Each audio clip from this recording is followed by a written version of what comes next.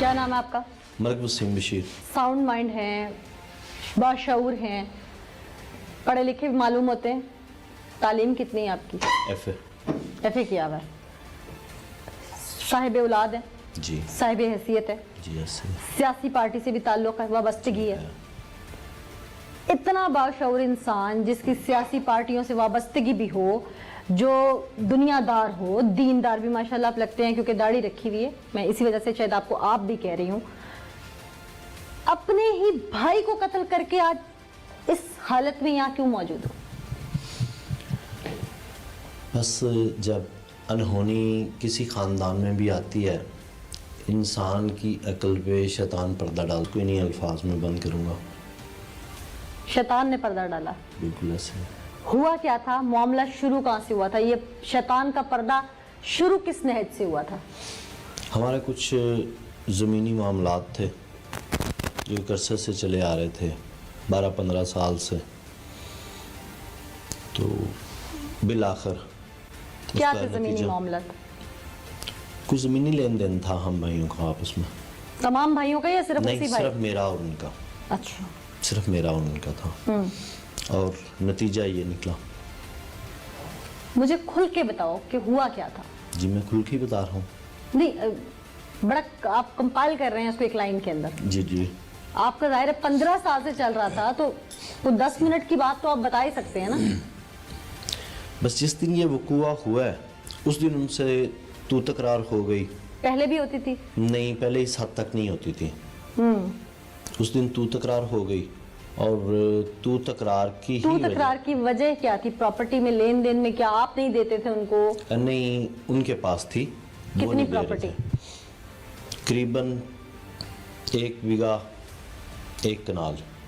خود خریدی تھی؟ جی میں نے خود خریدی. تو مدعیوں کا کہنا تو یہ ہے کہ وہ پراپرٹی ان کے دادا کی نہیں تھی، ان کے والد نے پائی جوڑ کے خود خریدی، اور یہاں تک کہ آپ کی بیٹیاں جو ڈاکٹر بن رہی ہیں ان کا اخراجات بھی آپ کا وہ بھائی اٹھا رہا تھا جس کو آپ باپ بھی شاید مانتے تھے.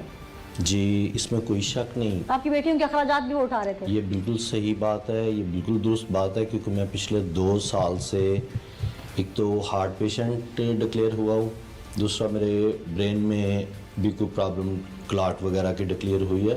پچھلے 2 سال سے میں کوئی کام نہیں کر رہا، اور پچھلے 2 سال سے میری بیٹیوں کے یا میرے جو بھی اخراجات ہیں میڈیکل کالج کے بھی، ہاں جی، وہ وہی بیئر کر رہے تھے. کتنی بیٹیاں ڈاکٹر بن رہی ہیں؟ میری 2 بیٹیاں.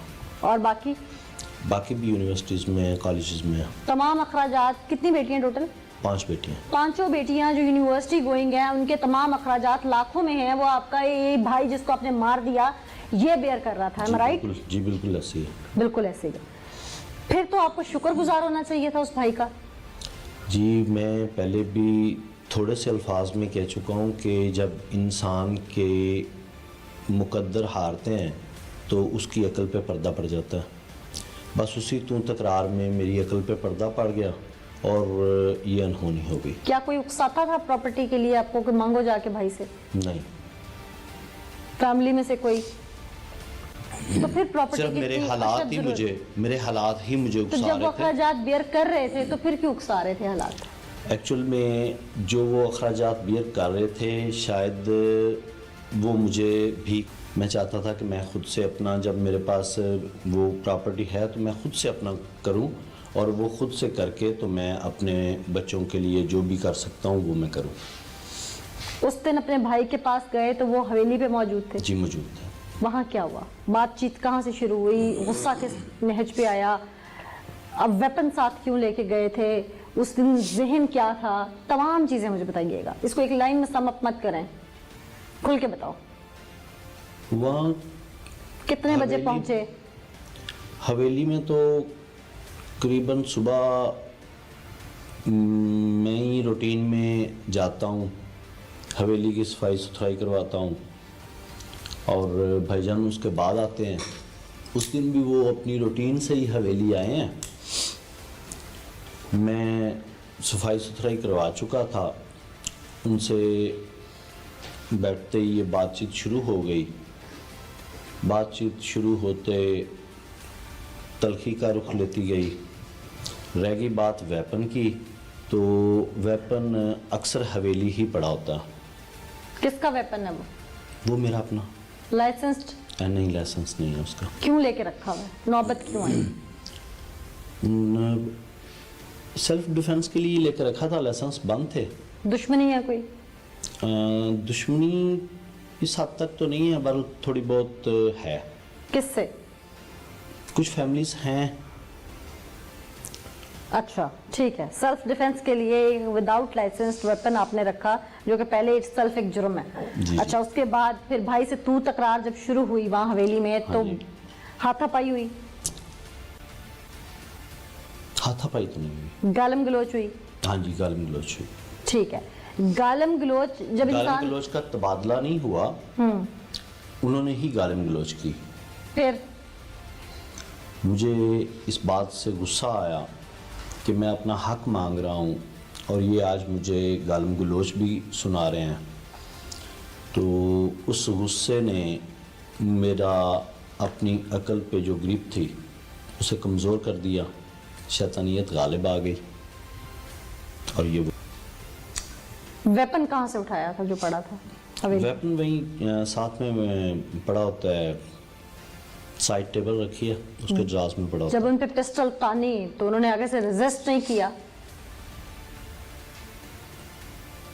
मेरा ख्याल है कि वो शायद एक ही लम्हे में सारा कुछ हुआ है, इसलिए शायद वो रेजिस्ट कर नहीं सके। एक फायर मारा? हाँ जी, कहाँ? सर पे। दूसरा भी मारने लगे? हाँ, वो पहले वाले फायर का खौल फंस गया था गन में, दूसरा फायर वो कर नहीं सका। करना क्यों चाहते थे? एक तो गुस्से में लग गया था। वही गुस्से ही गालिब था।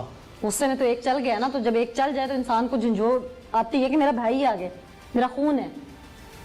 तो क्या गुस्से की शिद्दत इस हद तक थी, या मैं कहूँ कि वो जायदाद का नशा आंखों पे आ गया हुआ था? नहीं, मेरा ख्याल है गुस्से की शिद्दत थी। जायदाद के नशे में हो गया? नहीं, गुस्से की शिद्दत थी। गुस्सा आया भी तो जायदाद से ना, कोई इज्जत का मामला तो था नहीं।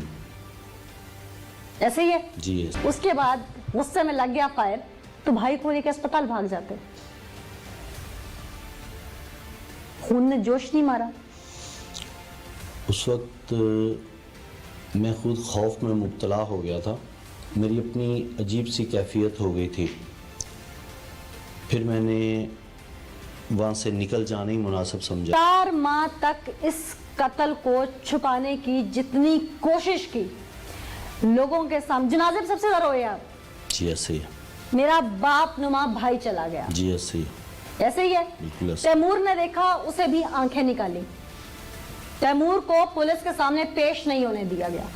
जीपीओ पे प्रेशर डाला, आईजी ऑफिस प्रेशर डाला, 4 लोग लेके गए मुख्तलिफ फिरकों से कि मजहबी रंग में आ जाए, पहले जो कत्ल एक हुआ था उस इलाके में, ये भी उसी रंग में चला जाए और ट्रेस आउट ना हो। और जब अल्टीमेटली ट्रेस आउट हुआ तो 4 माह तक जमीर पे जो बोझ था वो नजर नहीं आ रहा था किसी को भी। बिल्कुल बोझ था। जो ही मुझे होश आया कि ये मुझसे क्या हो गया। कितने अरसे बाद तो- होश आया? हैंडकफ लगने के बाद?